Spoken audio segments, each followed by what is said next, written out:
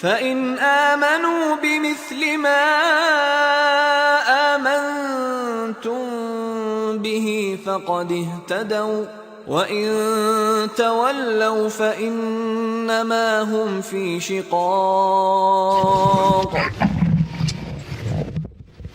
الحمد لله رب العالمين، وصلى الله وسلم وبارك على عبده ورسوله نبينا محمد وعلى آله وأصحابه وأتباعه بإحسان. أما بعد، موضوعنا اليوم هو كيفية تدوين العلم وحفظ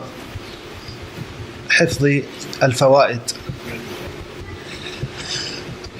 وقبل ذلك أقول طالب العلم حتى يحصل العلم ينبغي عليه أن يسلك طرقا ثلاثا يمشي عليها بصورة متوازية: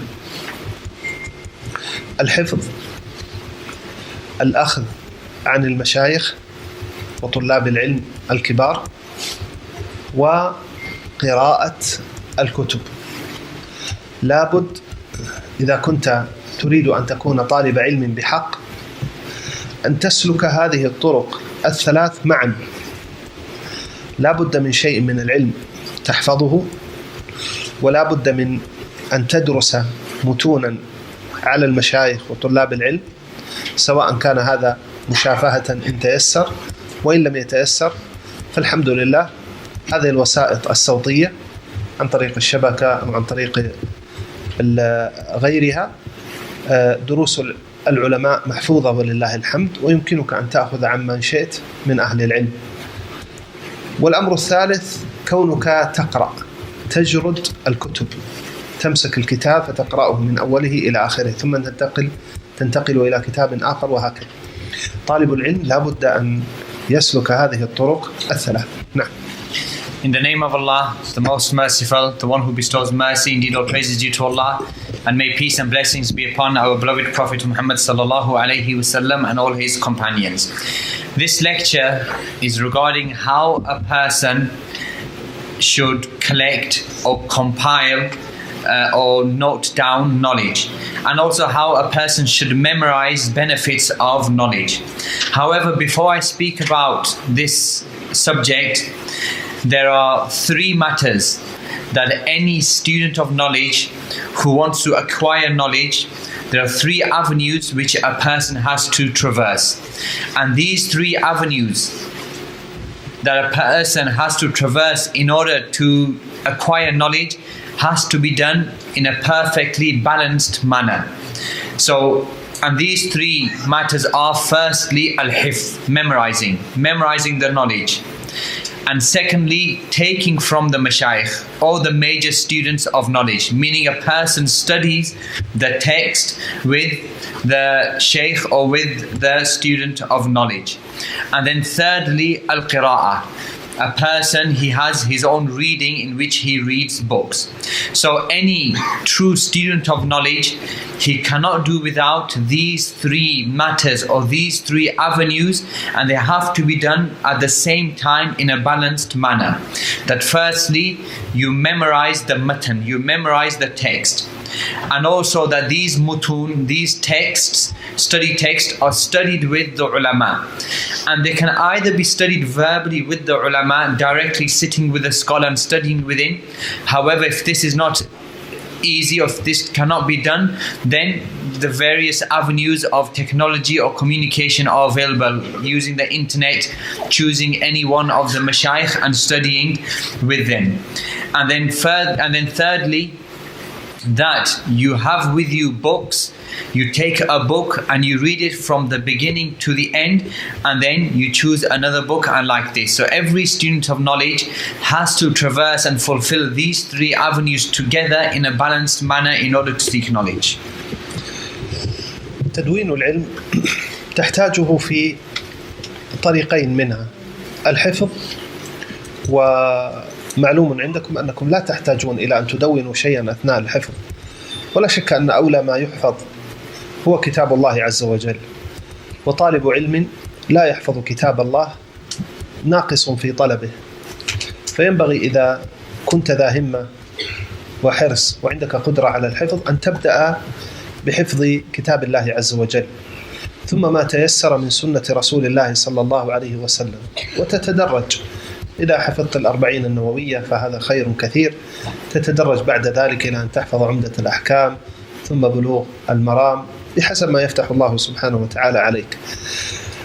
كذلك المتون العلمية المهمة، ولا سيما متون الاعتقاد ككتاب التوحيد والعقيدة الواسطية والأصول الثلاثة والقواعد الأربع، مثل هذه المتون متون مهمة، ولا بد أن تكون محفوظة في صدر طالب العلم ما أمكنه ذلك. فإن كان حفظه ضعيفا ومشاغله كثيرة ولا يستطيع أن يتفرغ للحفظ، فحاول أن تكرر المتن الذي تريد أن تحفظه، كرره قراءة كثيرا حتى تنطبع معانيه في ذهنك. إن لم يمكنك أن تنطبع ألفاظه في ذهنك فلا أقل من أن تنطبع أو تحفظ معانيه في ذهنك. هذا من حيث الحفظ. أما التدوين فإنك تحتاجه في الطريقين الأخرين. نعم.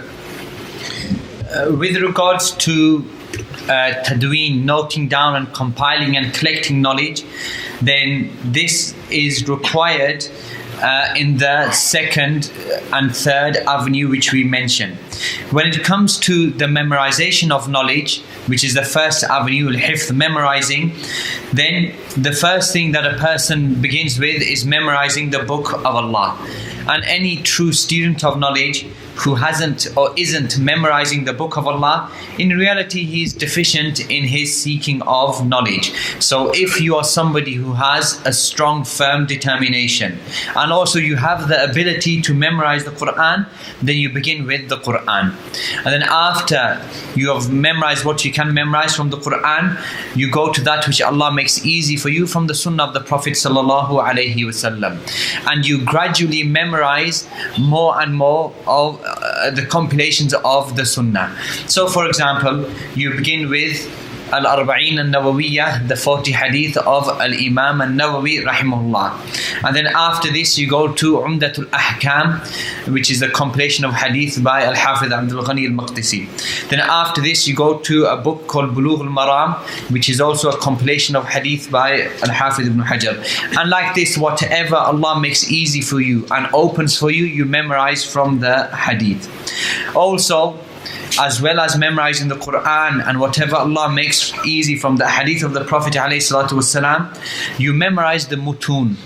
And the mutun are those concise study texts which the ulama have authored, especially the study texts of Al-Aqidah. So for example, you memorize Kitab al-Tawheed, the book of Tawheed by Al-Imam Muhammad ibn Abdul Wahhab, and you memorize Al-Aqidatul Wasatiyah, and you memorize Al-Usul al-Thalatha, Wal-Qawa'id al-Arba'a, and so on and so forth. And this should be memorized in the heart or the chest of a student of knowledge. The wording of these texts should be memorized. However, if a person doesn't have the ability to memorize these texts, or has too many distractions or things which are occupying his time in which he's not able to memorize the text, then the least he should do is continuously read these texts over and over and over again, so that the meanings of the text become firm in your mind, if not the wording. The asl is that you memorize the wording, but if you don't memorize the wording, then at least the meaning of these texts should become firm in your mind. أما تدوين العلم المأخوذ عن أهل العلم، يعني تدوين العلم الذي تتلقاه عن المشايخ، فإني أوصيك يا رعاك الله أن لا تعتمد أثناء جلوسك في دروس العلم على حافظتك. الحافظة تخون، ومهما ظن الإنسان أنه يحفظ فإنه لا بد أن ينسى. فأنت لا تستغني أبدا عن كتابة هذا العلم الذي تتلقاه عن المشايخ. احرص إذا حضرت درسا أو استمعت درسا بواسطة شبكة أو غيرها، احرص على أن يكون عندك دفتر تسجل فيه كل ما تسمعه مما تشعر أنه مفيد لك وتحتاجه تسجله وتكتبه، وبالتالي تراجعه من وقت لآخر حتى تحفظه. بغير ذلك لا تظنن أنك استفدت من الدروس. يعني الشخص الذي يحضر درسا أو يستمع إلى درس هكذا جالس، ثم بعد ذلك يقوم ويمشي ويقول أنا حضرت الدرس، هو حضر الدرس وأرجو الله عز وجل أن يثيبه على هذا، ولكن من حيث تحصيل العلم وضبط العلم ليست هذه هي طريقة أهل العلم. طريقة أهل العلم أنك تجلس وذهنك حاضر ومعك قلمك ومعك دفترك وتسجل، تحرص على أن لا يفوتك فائدة من هذا الشيخ إلا وقد كتبته، ثم بعد ذلك تحافظ على هذا الدفتر وتكثر من المراجعة والقراءة فيه حتى ترسخ المعلومات في ذهنك. هكذا يكون طالب العلم. نعم. And with regards to taking notes of knowledge and compiling knowledge and collecting benefits, then that which you take and you study from the Shaykh, that which is taken from him, should be noted down and it should be collected. May Allah protect you. And I advise you that whilst you are sitting listening to the lesson of the Shaykh, that you don't rely on your memory, because the reality is that a person's memory will betray him, and a person should not think that I will memorize everything which I'm listening to. Whoever the person is, then somewhere down the line to some level his memory will betray him. So no student of knowledge is free from sitting with a pen and a daftar and a notebook, and he writes down that which he finds beneficial from his Shaykh. And this also includes studying on the internet. If you're studying through the internet, then the same. You have with you a pen and you have with you a daftar, a notebook, in which you are noting down everything which you hear and everything which is beneficial to you. And then after you have noted down these benefits and these notes, then you repetitively revise and look over your notes, such that these notes and these benefits then become memorized in your heart and in your mind. Otherwise, a person should never think that just because he has come and he has sat down, and whilst he's sitting, he's just looking at the Shaykh and sitting silently, that he thinks he has benefited from the lesson. Even if he says, but I attended. Yes, he attended, and I ask Allah to reward him for his attendance. However, did he benefit from his attendance? And this is not the way of the ulama. The way of the ulama and the way of the students of knowledge is when they are sitting in the lessons, they have with them a pen and they have with them a daftar, a notebook, and there isn't a benefit which the Shaykh or the teacher mentions except that they write it down. And then later on, this daftar stays with them, this notebook stays with them, and they repeat and they revise and they memorize and they keep looking into it until it becomes memorized in their chests. وأوصيك يا رعاك الله أن لا تكسل. لا يأتيك الشيطان فيزهدك في الكتابة. الكتابة أمرها مهم، وسيأتي اليوم الذي تحتاج فيه إلى هذه الفوائد. هذا هو العلم الذي سيبقى. أما الذي تظن أنك حفظته ومضيت في طريقك وما قيدته، ففي الغالب أنه يذهب. وأنا أحدثك عن نفسي، نفعني الله عز وجل أيما نفع بفوائد علمية قيدتها عن مشايخي، كتبتها قبل سنوات طويلة 20 و25 سنة وأكثر من ذلك، وإلى الآن أستفيد منها وأراجعها. إلى الآن أنا أحتاجها وأراجعها من وقت لآخر وأستفيد. تخيل لو أن هذه الفوائد ما كتبتها، أنا أجزم أنني لن أستحضر منها شيئا الآن، لكن بسبب الكتابة والفضل والمنة لله أستطيع الآن أن أستحضر تلك الفوائد التي اكتسبتها من مشايخي. نعم. And therefore I advise you and I counsel you that you don't allow shaitan to come to you and diminish the importance of writing down and compiling the benefits and the notes. And that a person shouldn't merely rely upon his memory and that which he has memorized. Because the reality is that whatever you memorized but you haven't noted down and you haven't written, then in the majority of cases it will disappear from you if you don't keep revising it. And I speak about myself, that Allah subhanahu wa ta'ala, He benefited me through the writing of benefits from my scholars or my teachers. I have with me benefits which I've written down over 20 years ago, 25 years ago, maybe even before that. And up until this day, I am continuously revising and looking and visiting those notes and benefits. And I am benefiting from today from those benefits and those notes which I took all those years ago. And I can say with absolute certainty that had I relied on my memory and I had not written these benefits, then I would have forgotten most of them. So because of this writing, after the fadl and the minnah of Allah, after the virtue and the blessing of Allah, I am able to benefit from this knowledge which I've written down and which I continuously revise. نأتي الآن إلى تدوين العلم الذي تتلقاه عن طريق الكتب. التلقي عن طريق الكتب والقراءة لا شك أنها في غاية الفائدة، وطالب العلم لا يمكن أن يكون طالب علم إلا إذا كان على عناية واطلاع وصلة بكتب أهل العلم. أنت بحاجة حفظك الله حتى تقرأ قراءة نافعة، تقرأ كتب العلماء قراءة نافعة. أنت بحاجة إلى أن تستشير قبل أن تقرأ. الكتب يا أيها الإخوة كثيرة جدا، ولو أنك عكفت طول عمرك على أن تقرأ فإنك لن تستطيع أن تقرأ إلا نزرا قليلا من كتب أهل العلم.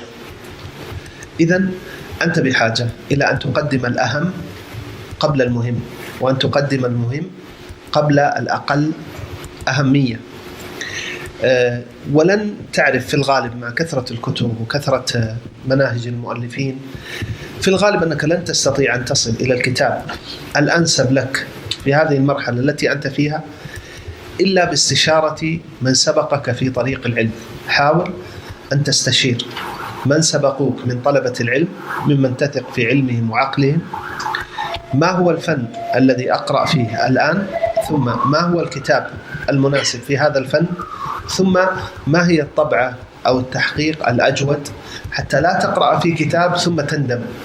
بعض الكتب تحقيقاتها تحقيقات سيئة، طباعتها طباعة رديئة، ربما بعد أن تقرأ في هذا الكتاب تكتشف أن هذه الطبعة طبعة سيئة وفيها نقص وفيها تحريف، وتوجد طبعة أخرى أجود، ولكن لقلة الخبرة ما اهتديت إلى هذا.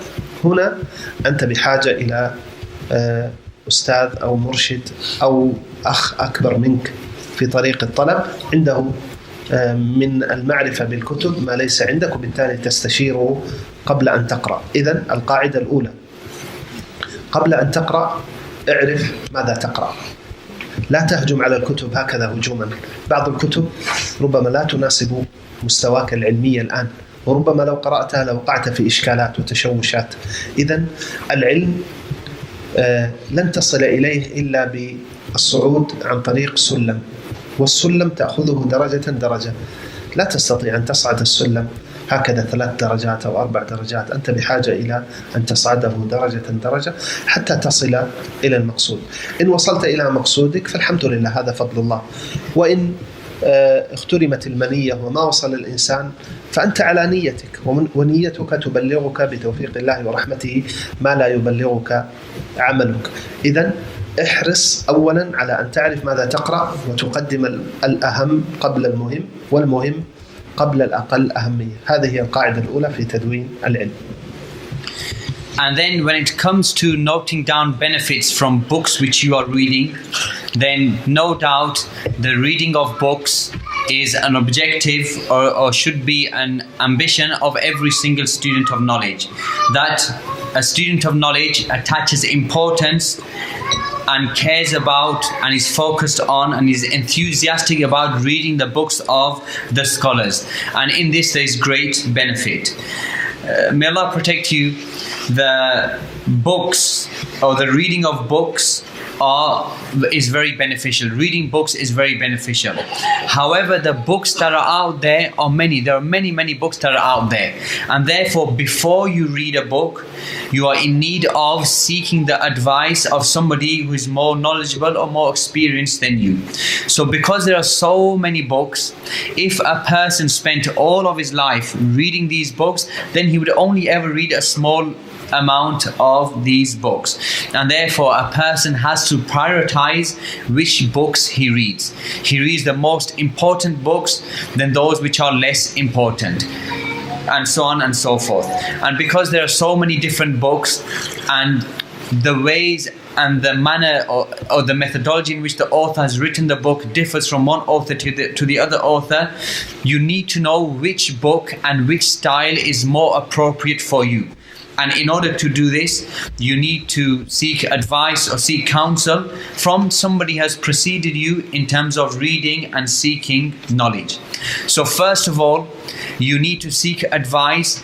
Which branch of knowledge should I study? For my level now, which branch, which branch of knowledge, which science of knowledge should I study?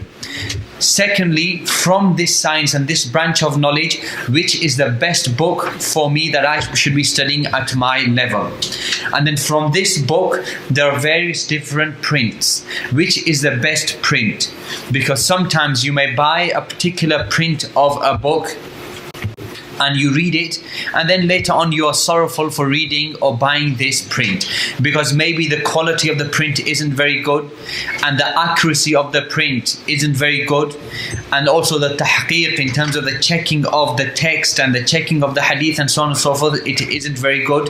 Sometimes there is also tahrif. There are words which are missing or words which have been changed, and all of this was available in a better book, a better version or a better print, and the print which you bought, it wasn't very good.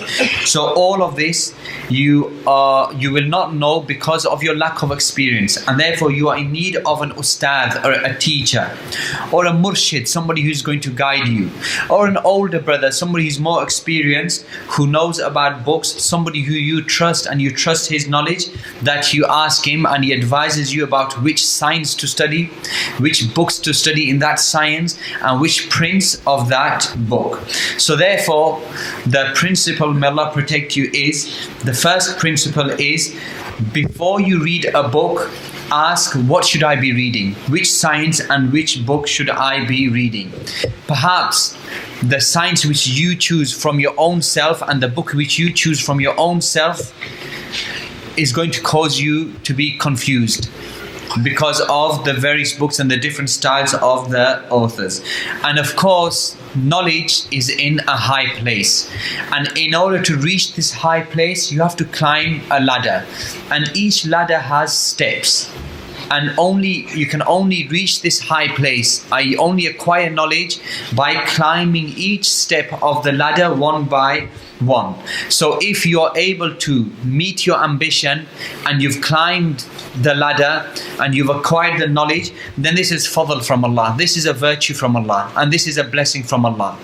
And if for whatever reason, despite reading and despite seeking knowledge and seeking counsel from people, you aren't able to climb this ladder and you aren't able to reach your ambition, then you are upon your intention.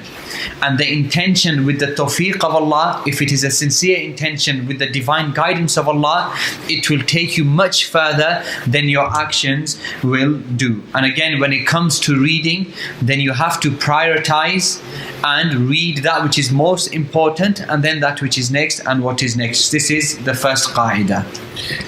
القاعدة الثانية: لا تقرأ إلا وأنت حاضر الذهن. لا تقرأ إلا وأنت حاضر الذهن. إذا أمسكت الكتاب وشرعت في القراءة وذهنك مشوش بأي سبب من الأسباب، في الغالب أنك لن تستفيد الفائدة المثلى. إنما حاول دائما أن تخصص للقراءة الوقت الذي يكون ذهنك فيه صافيا، وحضور عقلك وقلبك في ذاك الوقت متجها، وبهذا سوف تستفيد. أما قراءة والذهن مشتت ومشوش في الغالب لن تستفيد، وبالتالي لن تدون الشيء الذي ينبغي عليك أن تدونه. نعم. And then the second principle with regards to noting down and reading books is that you should not read a book whilst your mind is distracted. You only read a book and your mind is fully concentrating on that which you are reading. So don't take a book and you're distracted in your thinking and there's things which are preoccupying you, and then you try to read this book, because in the majority of the cases you will not benefit the true benefit when it comes to reading this book in this state. So you have to specify and choose a time in which you are able to concentrate in that which you are reading, a time in which your mind is free from the various distractions and occupations. And when you are reading, your heart is focused and your mind is present and you are concentrating on that which you are reading. And when you're distracted and your heart isn't focused on that which you're reading, then even the benefits which you take and which you note down, they won't be of much benefit to you. القاعدة الثالثة: احرص على أن تبدأ القراءة وأنت حريص على أن لا تفوتك فائدة في هذا الكتاب إلا وقد التقطتها واستفدتها وقيدتها. الكتاب مثل سلة مليئة بالجواهر، ينبغي أن تكون همتك وأنت تقرأ أن تلتقط هذه الجواهر وأن لا يفوتك منها شيء، لأنها جواهر ثمينة. فينبغي عليك أن تكون حريصا وعندك همة ونية ورغبة في أن تستفيد من كل فائدة موجودة في هذا الكتاب. أمسك كتابك وأنت منشرح الصدر وأنت حريص على أن تستفيد. هذه وجبة علمية تغذي قلبك وتغذي روحك، فتناولها برغبة وحرص وشغف حتى تحصل على الفائدة المثلى. And then the third principle is that before you begin to read, you need to be in the correct state of mind in which you are focused and concentrate that through your reading of the book from the beginning to the end, you are not going to pass a benefit, a fa'idah, except you're going to note this fa'idah down, except you're going to note down the benefit. It's as if to you, it is as if that this book is a box full of treasures and jewels. And when you open this box, you want to make sure that you take every single jewel and every single piece of treasure. Why? Because these jewels and these treasures, they are precious to you. And similarly with the book, that you have a himma, you have a firm determination and you have a strong ambition that this book which you are reading, every single benefit from this book, you want to make sure that you memorize it and you write it down and nothing misses you. And also this book which you are reading, that you are focused on benefiting from this book, because this book is like a meal. And this meal is going to provide nutrition to your soul and your heart. And therefore you have to be haris. You have to be focused and enthusiastic when it comes to benefiting and taking down every single benefit and point of note from the book. القاعدة الرابعة: استصحب قلما أثناء القراءة. الكتاب والقلم قرينان لا يفترقان. ينبغي أن يكون مع الكتاب دائما قلم. كتاب تقرأه وليس معك قلم أنا أعتبره نقصا في قراءتك. كيف ستدون وكيف ستقيد وكيف ستلتقط هذه الجواهر الثمينة وليس معك قلم؟ وكم تحسر طلاب العلم على فوائد فاتتهم ما قيدوها. كم تحسر طلاب العلم على فوائد فاتتهم ما قيدوها. يستحضر أنه قرأ فائدة مفيدة جدا في هذا الموضوع، قرأ فتوى، قرأ قاعدة، قرأ ضابطا، المهم أنه قرأ شيئا مهما جدا، ثم عند الحاجة إليه أراد أن يستحضر المصدر، أين قرأت هذا الكلام؟ وإذا به لا يتذكر، فيبقى في حسرة في نفسه. ولو أنه كان ذا همة عالية واستصحب قلمه وما تكاسل وقيد الفائدة على الكتاب أو على دفتر على حسب ما سنتكلم عنه إن شاء الله، فإن الوصول إلى هذه الفائدة سيكون سهلا بإذن الله عز وجل. أما اعتماد الإنسان على ذاكرته فقط فهذا في الحقيقة سوف يضيع عليه فائدة كبيرة، ومن جرب عرف قدر هذا الكلام. نعم. And then the fourth principle with regards to reading and noting down benefits is that whenever you pick up a book, there has to be a pen which accompanies this book, because a pen and a book are two partners which can never be separated or segregated. And reading a book or even carrying a book without having a pen with you, in reality I consider this to be a deficiency in reading this book. How are you going to write down the benefits? How are you going to note down the benefits if you don't have a pen with you? And how many times has a student of knowledge he's felt sorrow because of benefits which he read and he did not write down? How many times did he read a book and he came across a particular mas'ala, he came across a particular fa'idah, and unfortunately he didn't write it down. And then when the time came later on, he remembers reading our book and he remembers reading our benefit, but he doesn't know where the source of it is. He doesn't know the reference. He can't go back to it. And for this reason, if a person has a himma, has a strong determination, and he doesn't become lazy, then he should be writing these benefits down from the book. Whether he writes it in a daftar or he writes it in the actual book, which we will discuss in a short while, but once it's written, it's easy to go back to it. If a person merely relies on his memorization, then many benefits and many issues of knowledge will pass by him and he will not be able to remember them. And the person who has experienced this knows the worth of this speech. The person who has experienced and felt this sorrow because of not being able to recall those benefits, he knows the truth of this speech. القاعدة الخامسة: أي فائدة تمر بك في هذا الكتاب تشعر أنها فائدة قيمة وأنك بحاجة إليها، وهذا أمر يتفاوت بيني وبين أخي أبي العباس وبين الثالث والرابع. كل واحد عنده وجهة نظر أو رأي في اقتناص الفوائد، الشيء الذي يحتاجه، الشيء الذي يستفيد منه. المهم، أي فائدة تمر بك وأنت تقرأ في الكتاب حاول أن تقيدها على غلاف الكتاب. يعني هذا مثلا كتاب شرح الأصول الثلاثة أو شرح ثلاثة الأصول للشيخ ابن عثيمين رحمه الله. هذا كتاب ثمين مليء بالفوائد.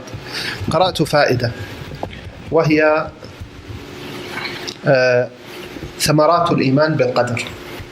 هذا موضوع مهم وأحتاجه، والآن أنا استفدت هذه الفائدة، لكن كيف أقيدها لكي تبقى وتستمر الفائدة؟ هنا أسجل خلاصة هذه الفائدة. قرأتها في صحيفة 110، أكتب هنا 110 وأكتب خلاصة الفائدة صاد 110 ثمرات الإيمان بالقدر. خلاص، الآن هذه الفائدة ثبتت واستمرت إن شاء الله. إما أن تقيد على الغلاف الأول أو تقيد على الغلاف الآخر، أنت حر. أقيد هنا وهكذا، كل فائدة أجدها أكتبها تحتها وهكذا، حتى يكون هذا الغلاف سواء في المقدمة أو المؤخرة كالملخص للكتاب. يصبح ماذا؟ كالملخص للكتاب. وبالتالي كل بعد فترة كما سيأتي أحتاج فقط أن أراجع هذه الفوائد. تدري اللذة العظيمة التي ستجدها إذا قرأت هذه الفوائد من وقت لآخر؟ خذها مني، ستجد لذة عظيمة جدا، بل أحيانا تشعر أن هذه فائدة جميلة جدا. العجيب أنها مكتوبة بخط يدك، ما أتذكر والله أنها مرت بي، لكنها نافعة جدا وأنا الآن بحاجة إليها. لو كنت ما كتبتها كانت ذهبت عنك. ولذا لا بد أن تحرص على أن تستغل هذه الفائدة، وهي التقييد. التقييد به يبقى العلم ويستمر، تبقى الفائدة وتستمر إن شاء الله. وبهذه الطريقة يبقى الشيء المطلوب، وهو أنك تقيد على غلاف الكتاب كل فائدة تمر بك.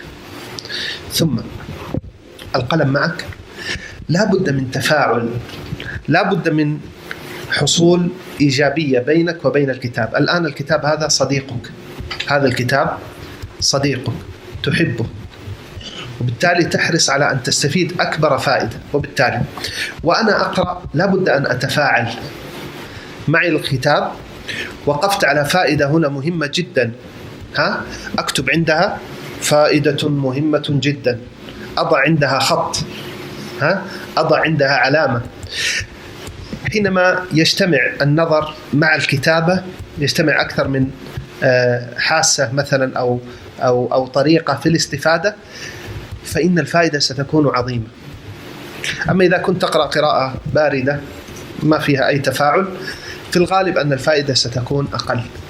لذا احرص على أن يكون معك قلم وتتفاعل.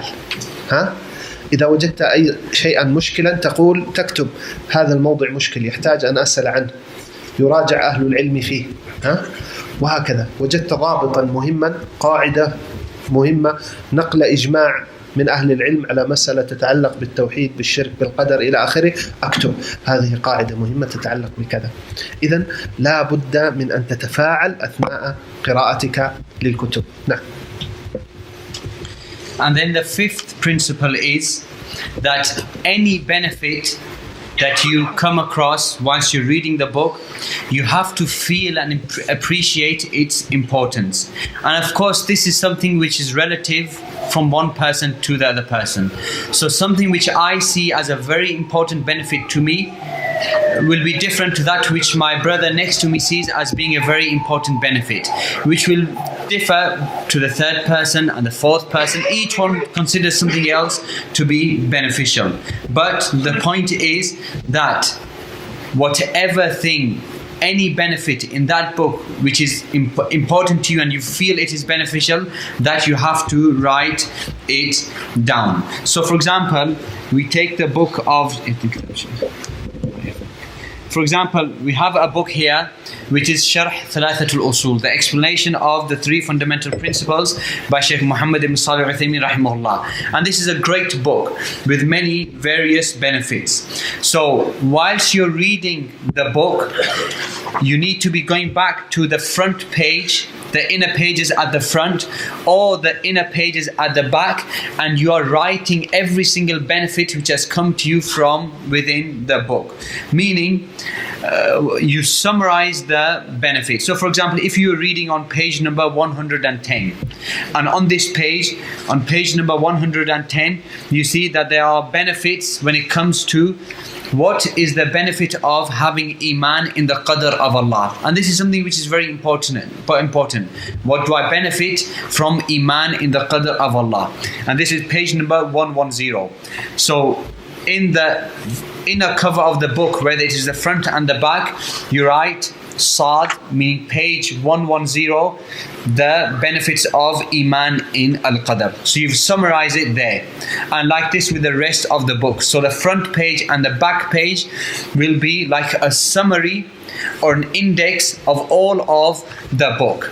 And take it from me, when you after a time and after days and weeks or after a while, when you then read these benefits, you'll find a lidda, you'll find a great delight and a great sweetness in reading these benefits. Perhaps you will open the book after a while and you will find a benefit which has been written in your own hand, and it's a beautiful, very important benefit, but you can't ever remember writing it down.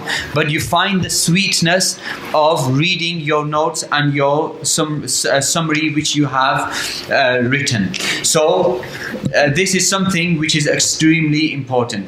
And as for a person merely reading the book without writing anything down in the front cover or the back cover, the inner covers, then he will not benefit much, and his reading will pass by him and he hasn't really benefited. Also, when you are reading and the pen is with you, you need to have a relationship with the book. It's as if this book is a friend of yours and you love this book, and therefore every single benefit you want to benefit from your friend. So whilst you are reading, you have a relationship with the book. It isn't qira'a barida, it isn't a cold reading of the book.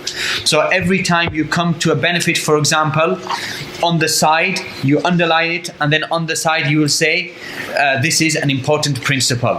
Or if it is something which you haven't understood, you will place an asterisk and you will say this is something which I have not understood and I need to ask Ahlul Ilm, the people of knowledge. For example, an ijma' of regarding at-tawheed or regarding al-qadr or regarding aqidah is mentioned. This is very important.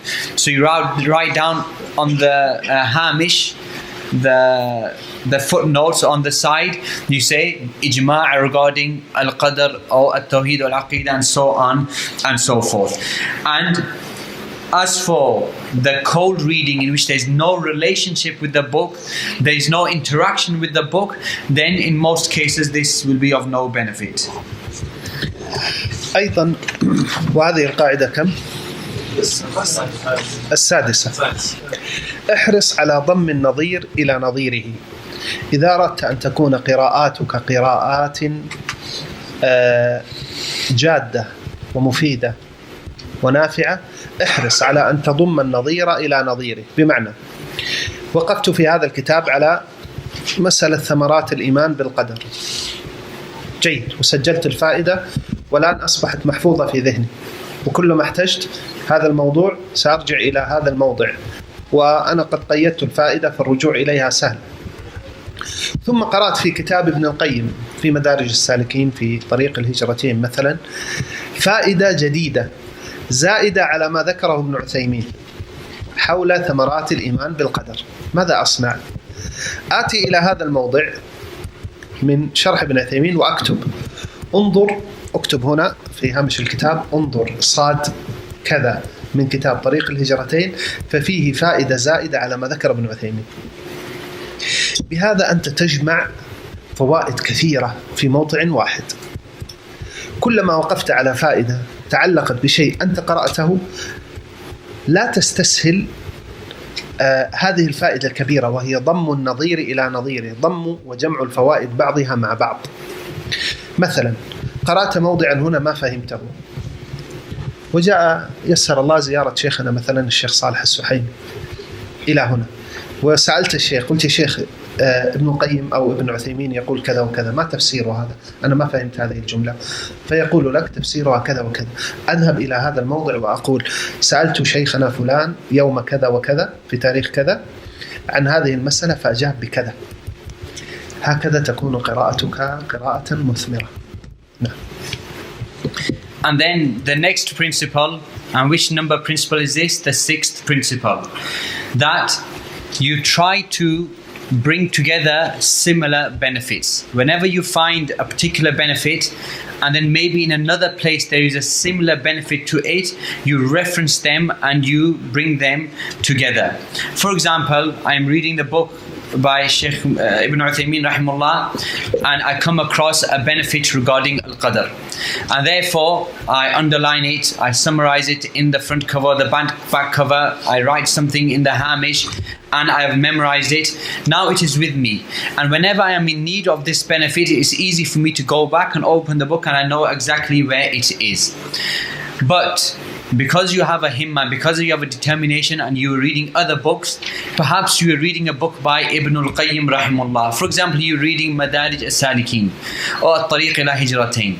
And in this book, whilst you were reading, you saw a benefit in this book regarding the issue of decree al-Qadr, which is extra and additional to that which Ibn Uthaymeen rahimahullah mentioned. So what you do, you go back to the benefit which was mentioned in the book of Ibn Uthaymeen, and you go to the footnote and you say, refer to page 11 of Tariq al-Hijratain, for example. So what you do is you bring benefits together, and therefore you'll have with you like an encyclopedia of benefits. In that book, you'll have references in which you can go back to other books which contain a greater benefit and a more explanation. Or for example, you were reading a book and you came across something which you did not understand. And then Allah subhanahu wa ta'ala decreed that our Shaykh Saalih As-Suhaimi Hafidhullah, he came and he visited this masjid. And he went to the Shaykh and he said, Ya Shaykh, Ibn al-Qayyim rahimahullah, Ibn Uthaymeen rahimahullah, he mentioned something in his book which I haven't quite understood. Can you please explain it to me? And you read the statement to the Shaykh, and then he answers you and you understand. So you write on the side of the book, on this passage, that on this day, in this place, on this date, I asked our Shaykh As-Suhaimi regarding this and this, and he benefited me with this answer and this answer. And like this, you will gather or make an encyclopedia of benefits for yourself. القاعدة السابعة: إن كنت حريصا على الفائدة المثلى، احرص على أن يكون عندك مذكرات أو دفاتر تجمع فيها الفوائد التي قرأتها من الكتب. الآن أنت التقطت الجواهر الثمينة والكنوز العظيمة، ولكنها محفوظة في نفس الكتاب، وأنت قرأت وستقرأ إن شاء الله مجموعة كبيرة من الكتب. أنت هنا بحاجة حتى تستفيد أكبر فائدة أن تضم هذه الفوائد بعضها إلى بعض في دفاتر وتنظمها تنظيما جيدا. الفوائد المهمة جدا التي تحتاجها حاجة ماسة، حاول أن تنظم لك دفاتر، مثلا دفتر في فوائد العقيدة، دفتر في فوائد في الفقه، دفتر في فوائد في الأخلاق، دفتر في فوائد في المعاملات المالية المعاصرة، بحسب ما ترى أنت. هذا موضوع اجتهادي، تصرف فيه كيفما تشاء. ثم بعد ذلك داخل هذا الدفتر قسم فوائد القدر، فوائد توحيد الألوهية، فوائد في باب الصفات، وهكذا. ثم بعد ذلك قيد هذه الفوائد بحسب ما تقرأ. صدقني ستجمع فوائد كبيرة جدا. أنت هنا نظمت علمك وجمعت علمك وأصبح بين يديك. العلم الذي يبقى هكذا منثورا دون ضبط في الغالب أنه يضعف استذكاره، والذاكرة تخون صاحبها عند الحاجة إليها كثيرا. فأنا أنصحك أنك تنظم هذه الفوائد في دفاتر ومذكرات، هكذا طالب العلم الجاد. طبعا كلامي كله عن هذا الطالب، طالب العلم الجاد الذي يريد أن يكون طالب علم بحق، يريد أن يكون منتفعا وأيضا يكون نافعا بإذن الله عز وجل لغيره. وما أحوجنا والله في هذه الأزمنة إلى هذا الطالب الجاد في طلب العلم. الناس أحوج ما يكونون إلى هذا الطالب لأنه يقدم للناس العلم. الإمام أحمد رحمه الله يقول: حاجة الناس إلى العلم أعظم من حاجتهم إلى الطعام والشراب. وصدق، الطعام والشراب بهما حياة البدن، لكن العلم الشرعي به حياة القلب والروح، والسعادة والنجاة إنما هي بهذه الحياة. نعم. And then the seventh principle is that all these benefits now that you have been noting down in various books and the inner covers of various books, you then have a separate notepad or a separate notebook in which all of these benefits are compiled and organized in a very good manner. When you are reading the book, and you were writing down all of these benefits on the side, and you were writing all of these benefits in the inner covers, you were gathering these jewels, and you were gathering this treasure, and all of this is precious to you. Now you are in need of bringing all of this treasure and jewels in a single place. So you have, for example, various notepads.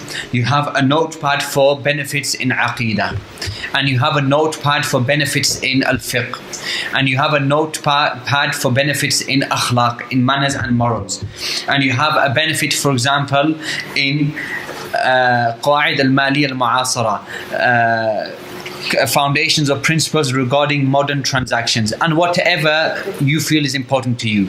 This type of organization, it's according to everybody's ijtihad, according to what you feel is most beneficial for you.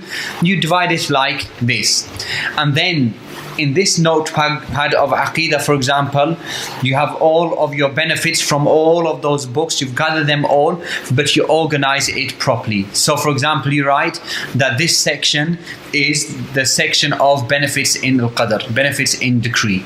And this section is benefits in Al-Rububiyyah. And this section is benefits of Al-Iman. Or, for example, like this, you organize it properly. And trust me when I say this, and believe me when I say this, that when you organize your knowledge and you structure your knowledge, you'll find it that it becomes precise and firm in your memory. But if your knowledge remains chaotic and very random without a structure, then in most cases, a person's memory will betray him somewhere down the line. And when I am talking about all of these strategies, all of these methodologies, I'm talking about the talib al-ilm, the student of knowledge who is jad, the student of knowledge who is diligent and determined in seeking knowledge. A person who wants to first benefit himself and he wants to benefit other people. And how in need are we today of these types of students of knowledge who have with them jadda, who have with them this diligency in seeking knowledge. And for this reason, Al-Imam Ahmad rahimahullah, he said, the need of people for knowledge is greater than the need of people for food and drink. Why? And he spoke the truth. Why? Because a person needs food and drink for his body to stay alive, but a person needs knowledge for his heart and his whole and his soul to stay alive.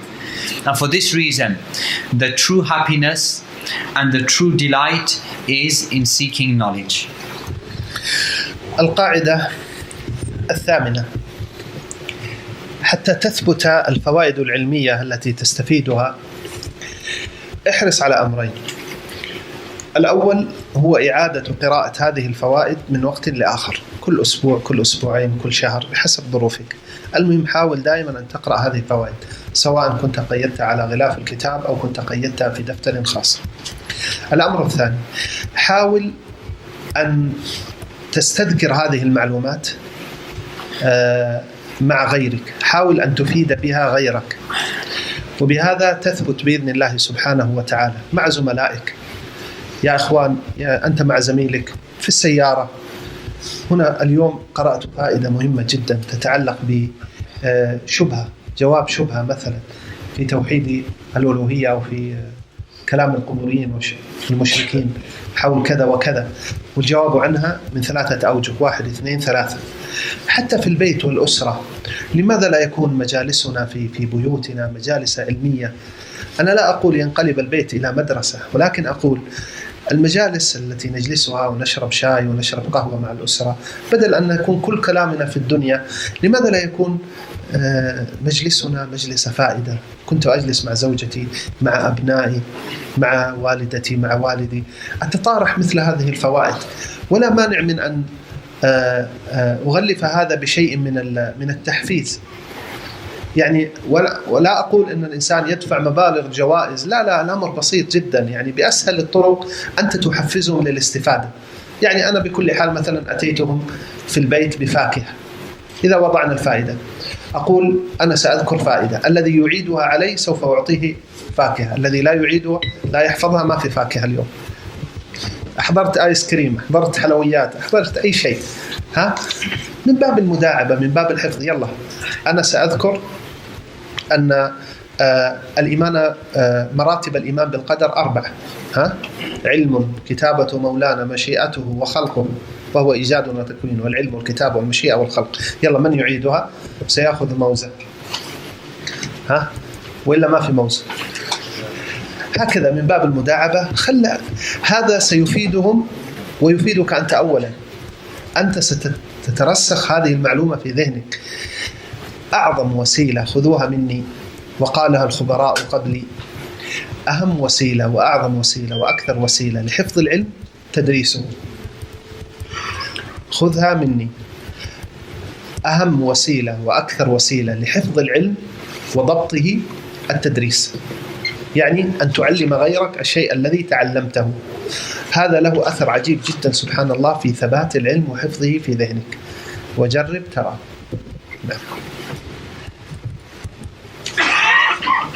And then the eighth principle is with regards to making these benefits firm in your mind and becoming well versed in these benefits. And that this is done through 2 avenues. The first avenue is that continuously going back and revising those benefits. Whether it is the benefits you wrote in the inner covers of the books, or the benefits which you have written down and compiled in your separate notepad or notebook, that you revise them all the time. Meaning every week, or every 2 weeks, or every now and again you go back and you keep revising them until they become firm in your mind. And then the second avenue of this knowledge and these benefits becoming firm in your minds is al-mudhakara, which is always revising the benefits. And then you try to revise these benefits with your friends or your companions or even your family. For example, you're sitting in the car and you have read a benefit previously in a particular book. For example, you read an answer to a doubt with regards to Tawheed al-Uluhiyya from the Quburiyin, from those people who worship the grave. And that this doubt can be answered in 1, 2, 3 ways, with 3 different answers. So whilst you're sitting in your car, you mention to your friend that today whilst I was reading, or yesterday whilst I was reading, I read a particular doubt, and this doubt can be answered in 3 different answers. First answer, second answers, and so on and so forth. Or for example, even at home, that we make our sittings and our gatherings at home with our families gatherings of revision and benefit. I don't mean by this, by any account, that your home has to be transformed into a madrasa, it becomes a school. Rather, whilst we're sitting and we're drinking tea or we're drinking coffee, instead of always talking about other things, then we can every now and again mention benefits and mention points of knowledge.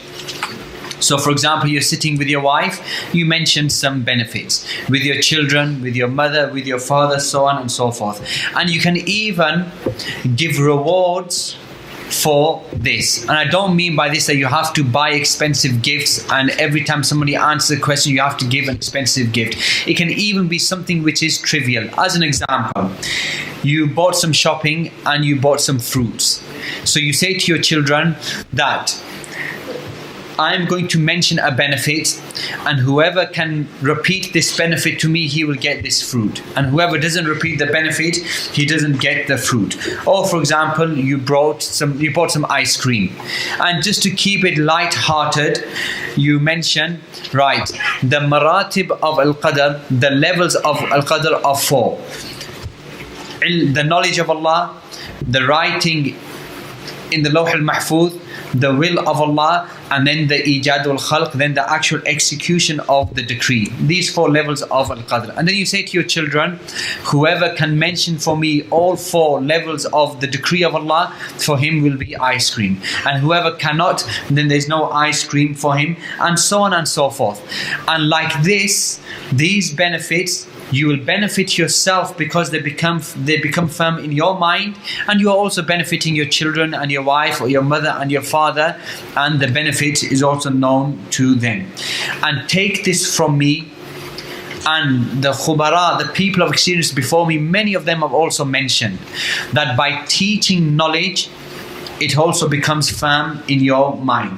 So whenever you have memorized this knowledge and then you benefit to other people, you revise with other people, you teach this knowledge to other people, it will become firm and well versed in your mind. جرب وترى, and try this and you will see. القاعدة التاسعة: احرص على أن تستصحب معك دائما في جيبك دفترا صغيرا لتسجل فيه أي فائدة تمر بك.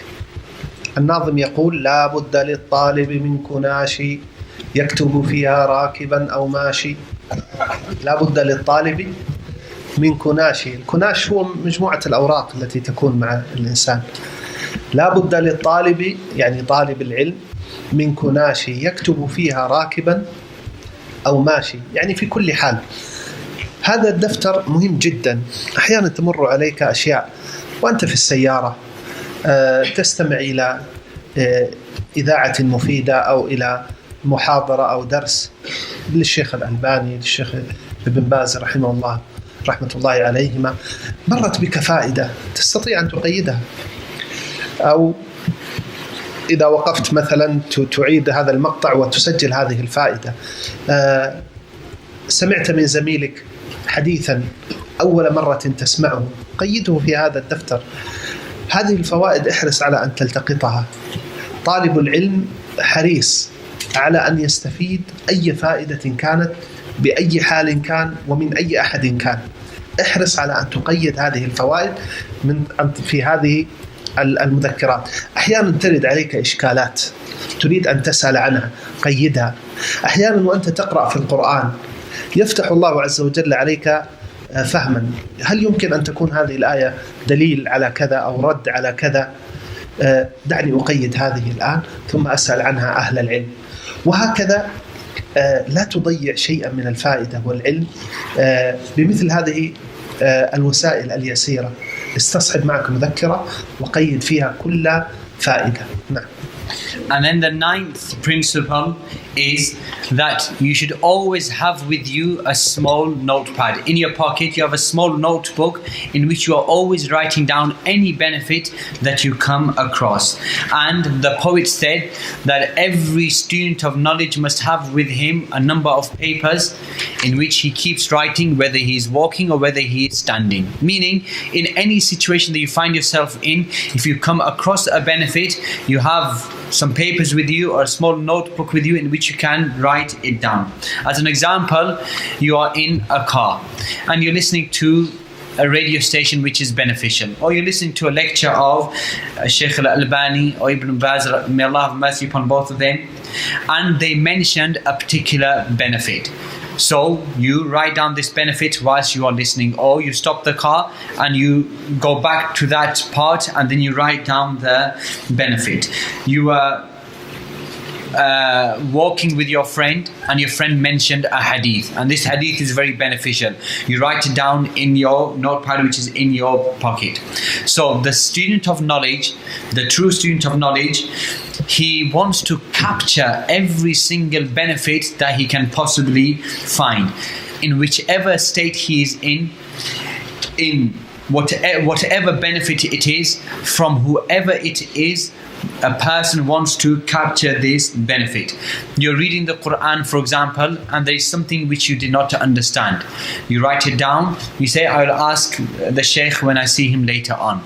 You are reading the Quran and Allah gave you something from understanding of the tafsir of this ayah, and you think, can this ayah be used as an evidence against such and such and those who do such and such? Let me write it down and later on I will ask a scholar, and like this you write down the benefit. طيب، الفائدة العاشرة. نحن الآن أمام باب جديد للفوائد العلمية، كيف أتعامل معه، وهو الفوائد التي يستقيها الإنسان من خلال شبكة الإنترنت، من خلال وسائل التواصل الاجتماعي. الشبكة ووسائل التواصل فيها غثاء كثير، وفيها أيضا فائدة لا بأس بها. أحيانا تمر بك فوائد قيمة جدا، تقرأها في تويتر، تقرأها في فيسبوك، تقرأها في أي مكان آخر. كيف أتعامل معها؟ إن كنت قرأتها وأعجبتك وتقول جميلة ثم تمشي ستفوتك. الطريقة التي يفعلها بعض طلبة العلم أنهم يفتحون لهم ملف أو ملفات في وورد أو في غيره، ثم ينسخ هذه الفائدة ويضعها فيها، ويضع الفوائد مبوبة، فوائد في العقيدة، فوائد في الأخلاق، في الآداب إلى آخره. بهذه الطريقة سوف تستفيد فائدة كبيرة، ستستفيد فائدة كبيرة، لا تضيع عليك فائدة. هذه الوسائل كما ذكرت لك فيها فوائد، أحيانا تأتيك رسائل بالواتساب قيمة جدا ومفيدة، حاول أن تأخذها وتضعها في محلها ثم تستفيد منها وتحفظها عند الحاجة. نعم. And then the 10th principle is these new avenues in which there is some benefit, and this is with regards to the internet or the social avenues, the social networks. And in reality, these websites and Twitter and Facebook, they contain much rubbish, and there is also some benefit in it. And maybe you are going through Twitter, for example, or Facebook, and there was a benefit that was very precious to you. How do I interact with this benefit which I've seen from the website or from a social account? If you're merely going to say, oh, such a nice benefit, and then you leave it, then in reality you haven't benefited anything from it and you won't have memorized it. But there's some of the students of knowledge, they will have on their computer a Word document or a folder in which they have different files. So they may have, for example, a Word document in Aqidah, a Word document in benefits regarding akhlaq, and so on and so forth. And by compiling or copying and pasting these benefits which have just come to you, it might be a message, for example, in WhatsApp, and therefore you copy and paste it and you put it in its correct place, you will benefit a lot. بقي فائدتان على وجه السرعة. إذا كنت تريد أن تكون طالب علم بحق، فلا بد أن تحدد لنفسك عدد صفحات معينة كل يوم تقرأها، وتأخذ نفسك على هذا بقوة، تحمل نفسك على هذا حملا شديدا.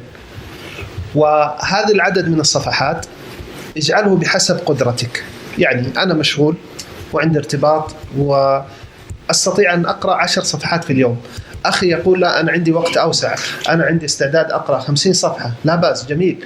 وآخر يقول لا أنا وقتي واسع، أستطيع أن أقرأ 100 صفحة في اليوم. المهم أن العدد الذي تحدده على نفسك تلتزم به. صدقني إذا مشيت بهذه الطريقة سوف تستفيد. القراءة النافعة المفيدة يجب أن تكون بالنسبة لنا يا إخواني وجبة يومية، كما أنه لا يأتي يوم لا تتناول فيه وجبة عشاء ولا غداء، كذلك ينبغي أن لا يأتي يوم لا تتناول فيه هذه الوجبة الروحية العقلية المفيدة. حتى اليوم الذي تنشغل فيه، جاءك طارئ، مستشفى، ضيف، اجعل هذا العدد الذي فاتك دينا عليك تستدركه غدا ستقرأ حصتين بدل حصة واحدة. بهذه الطريقة ستكون طالبا للعلم. And we have 2 more principles which we'll mention very quickly because of the lack of time. Firstly, every student of knowledge must have with him a number of pages which he is going to read. So a person, he dedicates a number of pages which every single day he will read, and he forces himself. He brings himself forcefully to read these pages, and this is according to a person's ability, according to how busy a person is. Me, for example, I have many occupations, I'm busy, I can only read 10 pages a day. Beautiful. However, another person, he will say that I have more free time, I can read 50 pages a day. The third one will say I have even more time, I can read 100 pages a day. The point is that whatever number of pages you have dedicated yourself to read or committed that you will read, you have to read those pages. And you have to consider it as being your daily meal. A daily meal which nourishes your soul, and it nourishes your heart, and it nourishes your mind. Just like a day does not pass by without you eating lunch or without you eating dinner, for example, then also a day should not pass by without you having this meal of nourishment for your soul and your heart.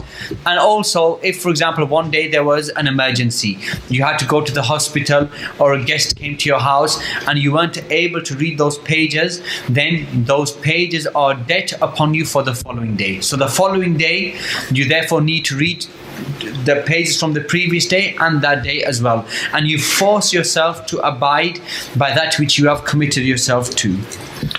الفائدة الأخيرة عبارة عن فائدة أوصى بها الخليفة العباسي المأمون بعض بنيه. قال: اكتب أحسن ما تسمع، واحفظ أحسن ما تكتب، وحدث بأحسن ما تحفظ. من يعيده؟ تفضل. اكتب أحسن ما تسمع. جميل.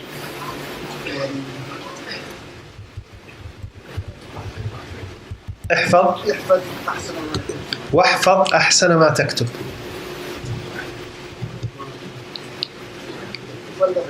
وحدث بأحسن ما تحفظ. طيب، ها أحد يعيدها هنا؟ تفضل يا شيخ. اكتب أحسن ما تسمع. اكتب أحسن ما تسمع. بس ما في تغشيش. واحفظ أحسن ما تكتب. واحفظ أحسن ما تكتب. طيب،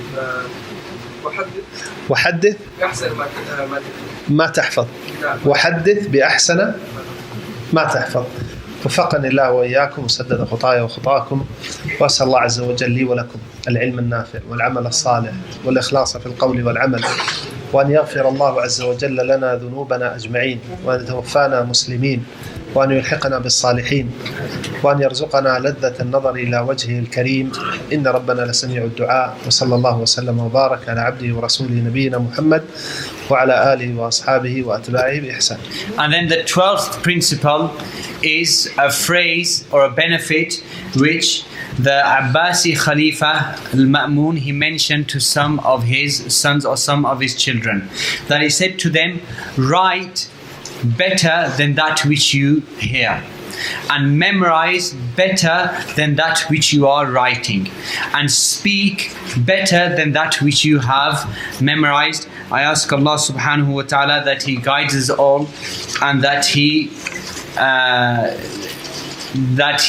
directs our steps towards goodness, and that He bestows upon us knowledge which is beneficial and actions which are righteous, and that He gives us sincerity in every statement and every action. I ask Allah subhanahu wa ta'ala to forgive my sins and forgive your sins, and He takes us and He gives us death as we are Muslims, and Allah knows best. Wa sallallahu ala nabiyyina wa sallam.